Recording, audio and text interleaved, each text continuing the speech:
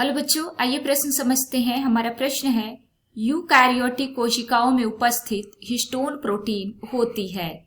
हमारा पहला विकल्प है अम्लीय, दूसरा उदासीन, तीसरा क्षारीय तथा चौथा विकल्प है उभयधर्मी। आइए समझते हैं। बच्चों, सबसे पहले हम अपने प्रश्न की मुख्य अवधारणा को समझेंगे। मुख्य अवधारणा, हमारे प्रश्न में पूछा गया है कि यूकैरियोटिक कोशिकाओं में पाया जाने वाला हिस्टोन प्रोटीन किस प्रकार का होता है।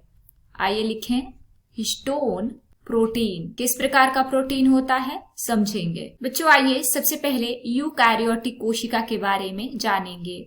यूकैरियोटिक कोशिका, बच्चों यूकैरियोटिक कोशिका विकसित प्रकार की कोशिका होती है। विकसित कोशिका, इसमें विभिन्न प्रकार के कोशिकांग उपस्थित होते हैं, जैसे कि मानव की कोशिका।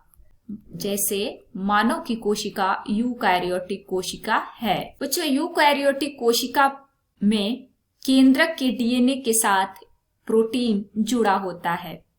जो यूकैरियोटिक कोशिका होती है उसके केंद्रक के डीएनए के साथ प्रोटीन जुड़ा होता है। प्रोटीन जुड़ा होता है और इसी प्रोटीन को हम हिस्टोन प्रोटीन कहते हैं।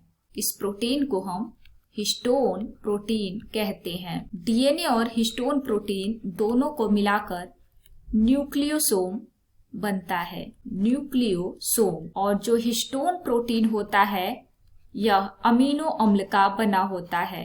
हिस्टोन प्रोटीन किससे बना होता है बच्चों? अमीनो अम्ल से बना होता है। और इस अमीनो अम्ल में मुख्यतः लाइसिन और हिस्टिडीन होते हैं। लाइसिन और हिस्टिडीन, और ये दोनों ही क्षारीय प्रकृति के होते हैं। जो लाइसिन और हिस्टिडीन है ये दोनों ही क्षारीय प्रकृति के होते हैं, इसलिए हिस्टोन प्रोटीन भी क्षारीय प्रकृति का होता है। तो हम अपने विकल्पों की तरफ चलें तो हमारा सी विकल्प सही हो जाएगा।